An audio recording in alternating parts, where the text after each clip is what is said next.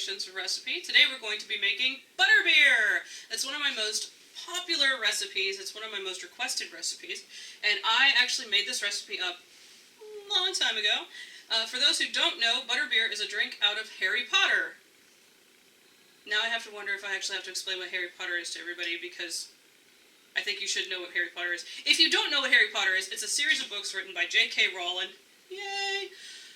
It's a wonderful, fantastic set of books. Go read the books. They're better than the movies.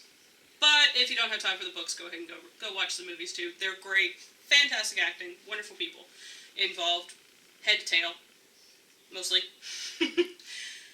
So today what we're going to be doing is we're going to be making one of the most famous drinks out of fiction, butterbeer. There is a version of butterbeer that is down in Wizarding World of Harry Potter. I've never gotten to try it. One day, I hope to. But I haven't gotten to try it yet, but every single person I have ever met that has tried both my butterbeer and the butterbeer down there says that mine is better. Please note, this is not an attack on Wizarding World of Harry Potter. Okay, so, in the books, butterbeer does not have any alcohol content that's actually negligible to anybody of child age and up. It's a drink that is enjoyed from every age, from the youngest wizards all the way up to the oldest wizards. Everybody loves butterbeer. It's a universal drink. Even some of the non-wizards, like house elves. And while butterbeer doesn't make children drunk, it doesn't have enough alcohol in it to make any kind of kid drunk, it will knock a house elf on their butt, as shown in a couple of the books. Now, this actually has an impact on what I buy for my ingredients. You don't have to buy the exact same ingredients that I do, but I highly, highly recommend getting, at the very least, a barrel-aged root beer like A&W. It's got a barrel-aged vanilla in there that is really good. Now, I always try to keep my brands the same, so I also use barrel-aged A&W cream soda.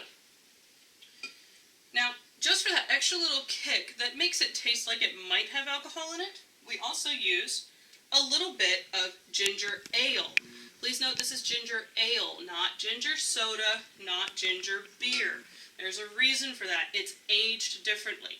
Make sure you get barrel-aged ginger ale. Trust me, it makes all the difference in the world when you're making this recipe. From there, we have the sauce that we're going to start with. Now, to start off the sauce, it's butterbeer, so we have to have butter. We use half a stick of real creamery unsalted butter. If you get salted butter, your butterbeer may end up with a funny taste to it. So, you take the butter, put it into your pan. Let that melt down. Now, you're going to see that melt down pretty quickly.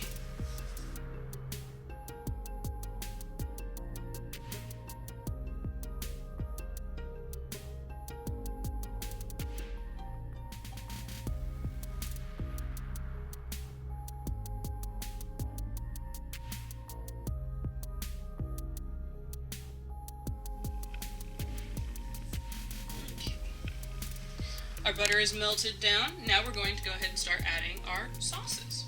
Now, we're going to start out with a tablespoon of caramel. You can pick up this kind of sauce out of your ice cream aisle. You want to start with the caramel first because it's going to be the thickest one. And you're going to want to stir that in and get it all nice and melted down in there. What you're making is you're making a drink base. You see how that goes in there? Always keep your pot on low heat because you don't want this to burn. If it starts to burn, it's going to start turning into its own caramel, and then you're going to have butterbeer candy instead of butterbeer drink.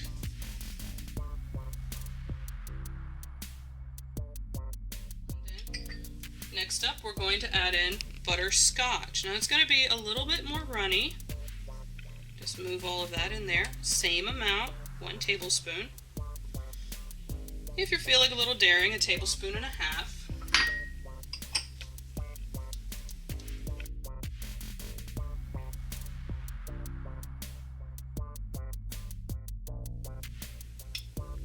Now, this third ingredient, this third sauce is a little bit more special. This is what actually gives my butterbeer a little bit more flavor than a lot of other recipes. You'll find a lot of recipes out there for butterbeer now, and this is my secret ingredient, and I'm happy to share it with everybody because what this is Nescafe iced mocha. You can find iced mocha syrups over in the coffee aisle. There's lots of different kinds. You can use whatever kind you like, just as long as it's made for iced mochas, like mocha frappes or something like that. That's what you'll find, and that's what you want to use. Same amount, tablespoon to a tablespoon and a half, and that's going to turn this sauce nice and dark. I know what you're thinking. This doesn't look anything like it's going to be butterbeer at all. This is just looking like a weird sugary sauce. Well, you're right at the moment. Add to that, you're going to add about a half a cup of cream, heavy whipping cream. And this is actually going to be what brings your whole base together. Now, around the holidays, I love to add a little bit of cinnamon to my butterbeer. Everybody I know loves it. I add about a teaspoon. It gives it a nice little spiced butterbeer taste.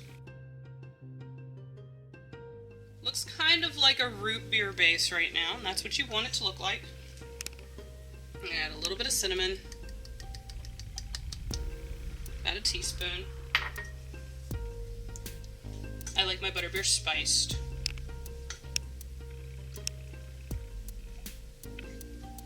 Alright, now that you've got all that done, this is where it's going to get a little strange.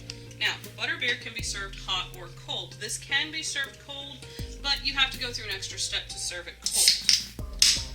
You're going to open up, and you have to do this in order or it messes up. Cream soda first. Watch out for fizzing. Pour it in really carefully. It's going to get a nice thick head on there. That's what that foam is called, by the way, is head. And you're going to want to get that down. You're just going to let it simmer just a little bit until the bubbles stop.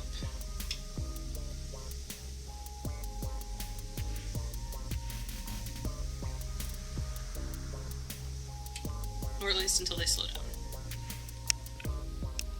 Next, you're going to add, and it's not a whole can of ginger ale, you're just going to add about the same amount that you added of your syrups. You're only going to add about a tablespoon and a half to 2 tablespoons. I like to add 2 tablespoons, it gives it a little extra kick. And believe me, I know I keep saying that, it makes a difference. You want butterbeer to have a very distinctive taste. Now, at this stage, you can actually store this in a bottle and refrigerate it for later if you want.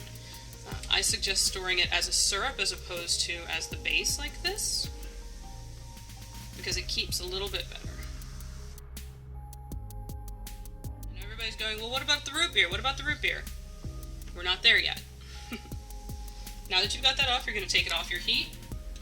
You're going to move it to the side. And just before serving, like you want this to be nice and fresh, you add your root beer right before serving it. All those bubbles that you got with the cream soda, you're going to get all of those back with the root beer plus interest. Don't stir it from there. Take your ladle, give it one small swish,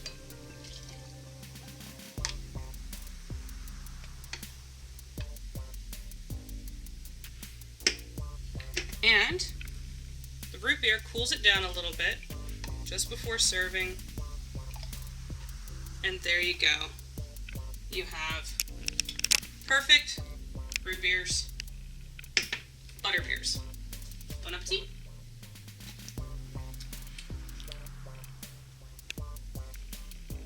Everybody loves butterbeer. Thanks for watching. I hope you all enjoy your butterbeer. And if you would like more recipes, tips, tricks, and advice, go ahead and hit the subscribe button. I'll be posting more of these up. If you want to follow me on Facebook and on Tumblr, look for Fluffy Tail Creations. That's me. Hope everybody Enjoys your butterbeer and happy cooking!